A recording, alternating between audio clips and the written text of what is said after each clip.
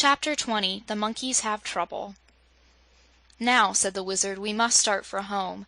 But how are we going to carry that big gold flower pot? Cap'n Bill can't lug it all the way, that's certain." "No," acknowledged the sailor man. "It's pretty heavy. I could carry it for a little while, but I'd have to stop to rest every few minutes." "Couldn't we put it on your back?" Dorothy asked the Cowardly Lion with a good-natured yawn. "I don't object to carrying it, if you can fasten it on," answered the Lion. "If it falls off," said Trot, "it might get smashed and be ruined." "I'll fix it," promised Cap'n Bill. "I'll make a flat board out of one of those tree trunks, and tie the board on the Lion's back and set the flower pot on the board." He set at work at once to do this, but as he only had his big knife for a tool, his progress was slow. So the Wizard took from his black bag a tiny saw that shone like silver and said to it, "Saw, little saw, come show us your power. Make us a board for the magic flower." And at once the little saw began to move, and it sawed the log so fast that those who watched it work were astonished. It seemed to understand, too, just what the board was to be used for when it completed it, it was flat on top and hollowed beneath in such a manner that it exactly fitted the Lion's back. "That beats whittlin'!" exclaimed Cap'n Bill admiringly. "You don't happen to have two of them saws, do you, Wizard?" "No," replied the Wizard, wiping the magic saw carefully with his silk handkerchief and putting it back in the black bag. "It's the only saw of its kind in the world, and if there were more like it, it wouldn't be so wonderful." They now tied the board on the Lion's back, flat side up, and Cap'n Bill carefully placed the magic flower on the board. "For fear of accidents," he said, "I'll walk beside the Lion and hold on to the flower pot." Trot and Dorothy could both ride on the back of the Hungry Tiger, and between them they carried the cage of monkeys. But this arrangement left the Wizard, as well as the sailor, to make the journey on foot, and so the procession moved slowly and the Glass Cat grumbled because it would take so long to get to the Emerald City. The cat was sour-tempered and grumpy at first, but before they had journeyed far, the crystal creature had discovered a fine amusement. The long tails of the monkeys were constantly sticking through the bars of their cage, and when they did, the Glass Cat would slyly seize the tails in her paws and pull them. That made the monkeys scream, and their screams pleased the Glass Cat immensely. Trot and Dorothy tried to stop this naughty amusement, but when they were not looking, the cat would pull the tails again, and the creature was so sly and quick that the monkeys could seldom escape. They scolded the cat angrily and shook the bars of their cage, but they could not get out, and the cat only laughed at them. After the party had left the forest and were on the plains of the Munchkin country, it grew dark, and they were obliged to make camp for the night, choosing a pretty place beside a brook.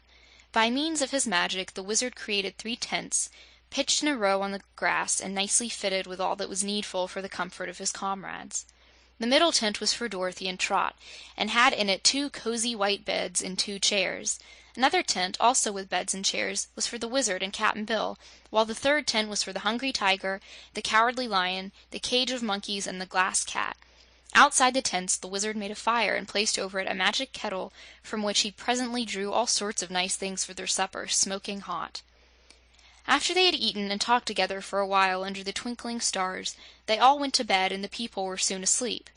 The Lion and the Tiger had almost fallen asleep, too, when they were roused by the screams of the monkeys, for the Glass Cat was pulling their tails again.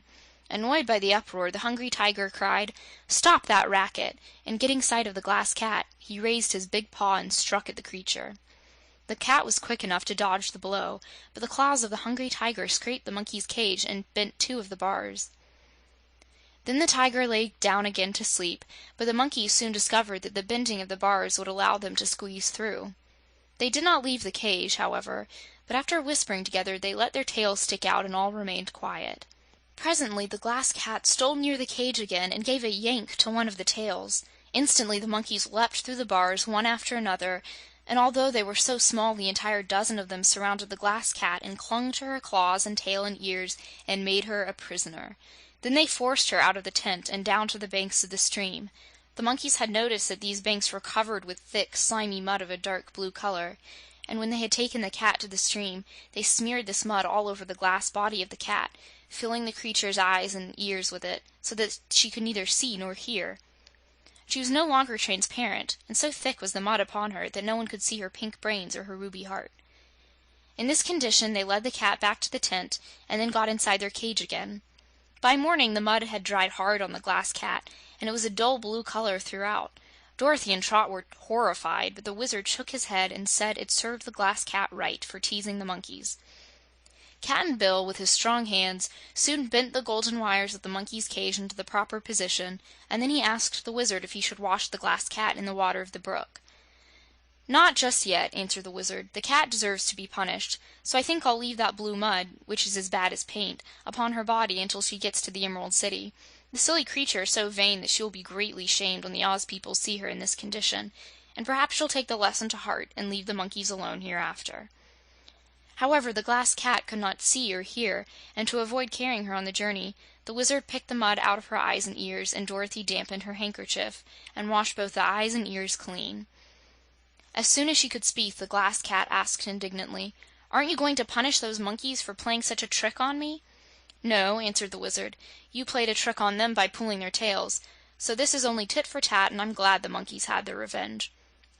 He wouldn't allow the Glass Cat to go near the water to wash herself, but made her follow them when they resumed their journey toward the Emerald City. "This is only part of your punishment," said the Wizard severely. "Ozma will laugh at you when we get to her palace, and so will the Scarecrow and the Tin Woodman, and Tik Tok, and the Shaggy Man, and Button Bright, and the Patchwork Girl, and the Pink Kitten," added Dorothy. That suggestion hurt the Glass Cat more than anything else. The Pink Kitten always quarreled with the Glass Cat, and insisted that flesh was superior to glass, while the Glass Cat would jeer at the Pink Kitten because it had no pink brains. But the pink brains were all daubed with blue mud just now, and if the Pink Kitten should see the Glass Cat in such a condition, it would be dreadfully humiliating. For several hours the Glass Cat walked along very meekly, but toward noon it seized an opportunity when no one was looking, and darted away through the long grass. It remembered that there was a tiny lake of pure water nearby, and to this lake the cat sped as fast as it could go. The others never missed her until they stopped for lunch, and then it was too late to hunt for her. "I expect she's gone somewhere to clean herself," said Dorothy. "Never mind," replied the Wizard.